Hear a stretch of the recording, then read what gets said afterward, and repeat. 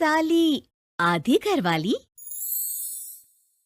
सिमरन की छोटी बहन विभा माँ के होते हुए भी सिमरन के ही पीछे लगी रहती थी। सिमरन, आ गई हो तो इसे खाना खिला दो। बोल रही है तुम जब तक नहीं खाओगी ये भी नहीं खाएगी। क्या है विभा, तुम खा लिया करो ना, मुझे ऑफिस से आने में देर हो जाती है। और कोई छोटी बच्ची तो हो नहीं तुम जो खाना भी नहीं खाती हो कि दीदी आएगी तो ही खाऊंगी। हाँ हाँ, छोटी बच्ची ही समझ लो। और एक बात, जब आपको पता है कि मैं आपके बिना नहीं खाती हूँ तो रोज रोज क्यों बोलती हो? अरे क्या है ये, दोनों बहनें कम माँ बेटी ज्यादा लगती हो। अरे दीदी की शादी हो जाएगी तब क्या करेगी बोल? जब होगी तब की तब देखेंगे। मैं तो दीदी के साथ ही रहूंगी हमेशा। दोनों की शादी ऐसे घर में कर देंगे जहाँ दो भाई हो। खैर, मामला आया गया हो जाता है। एक दिन सिमरन के पापा जब घर आते हैं, तुम लोगों के लिए अच्छी खबर है। वर्मा जी है ना मेरे दोस्त, उन्होंने सिमरन बेटी के लिए रिश्ता बताया है।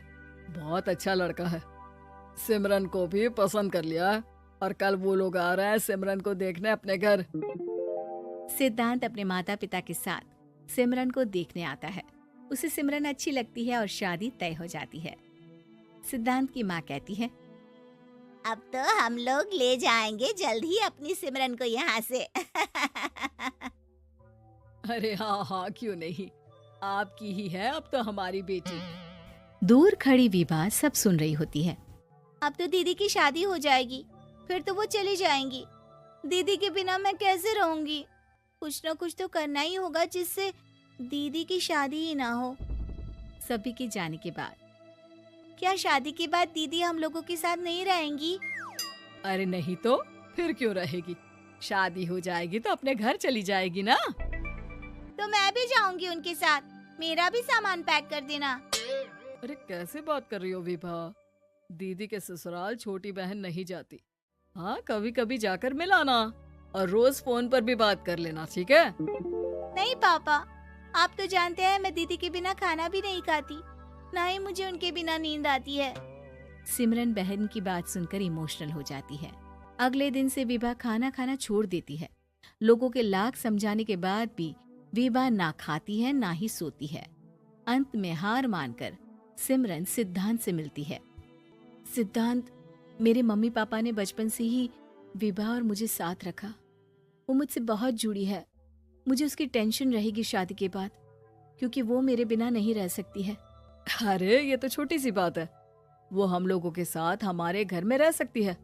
जब उसकी अकल आ जाएगी या वो समझ जाएगी कि तुम्हारा घर वो नहीं बल्कि ये है, तो हम उसे घर छोड़ आएंगे, ठीक है? सिमरन खुश हो जाती है क्योंकि वो यही चाहती थी। वो माँ पिता से बात कर लेती है। अरे कैसी बात कर रही हो सिमरन, भला बेटी के ससुराल में हम छोटी बहन को कैसे भेज दे? जमाना क्या कहेगा? अरे तू पागल हो गया है, मना कर दे। इस शादी में इन लोगों का तो ये चलता ही रहेगा। कभी बहन यहाँ आ रही है, कभी वो बहन के पास जा रही है।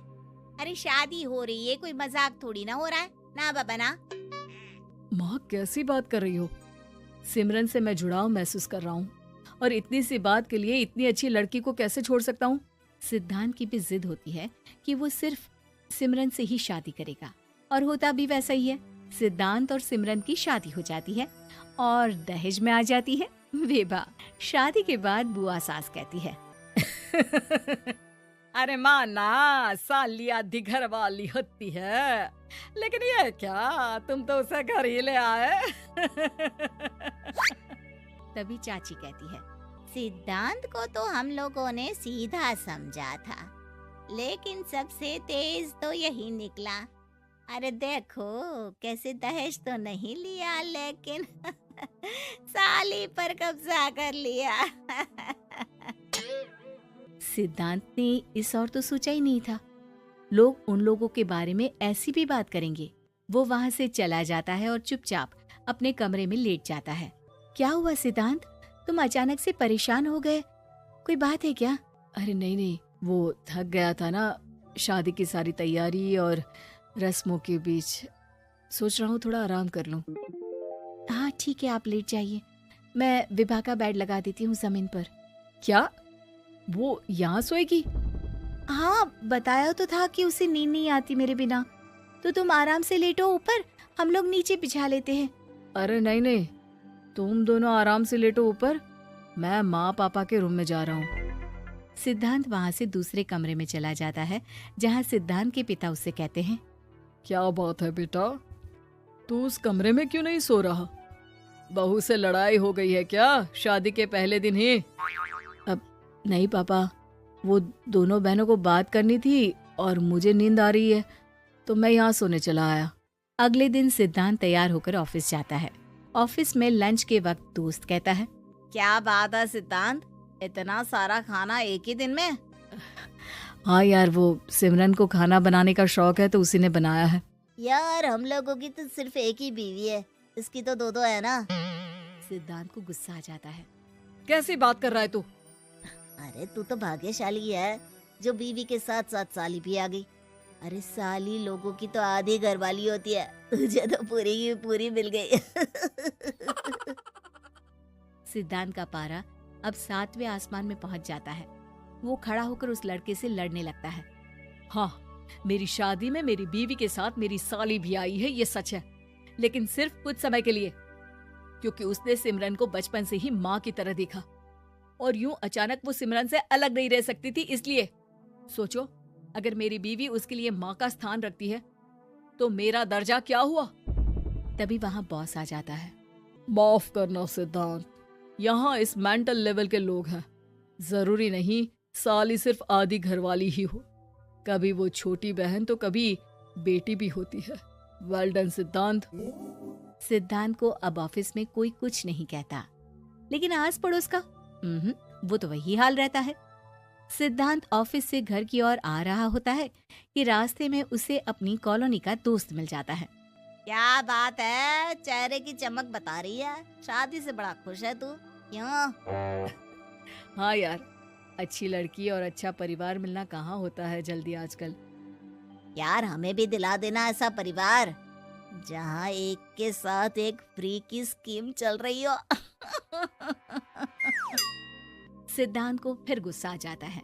वो दोस्त को मारने के लिए हाथ उठाता ही है कि वहाँ विभा आ जाती है। अरे जीजू रहने दीजिए ना, ये लोग नहीं समझेंगे कि इंसानियत क्या होती है। ये सच है कि दीदी से कैसे दूर रहना ये मुझे पता नहीं था। आपने मुझे दीदी के पास रहने का मौका देकर ये समझने का मौका दिया कि लड़की का असली घर उसका ससुराल होता है। मैं समझ चुकी हूँ, मैं जा रही हूँ जीजू, लेकिन मैं खुश हूँ कि आपने मुझे अपनी छोटी बहन समझा। सभी उन लोगों को देखकर ताली बजाने लगते हैं। विभा अपने घर चली जाती है और सिद्धांत खुशी खुशी सिमरन के साथ रहने लगता है।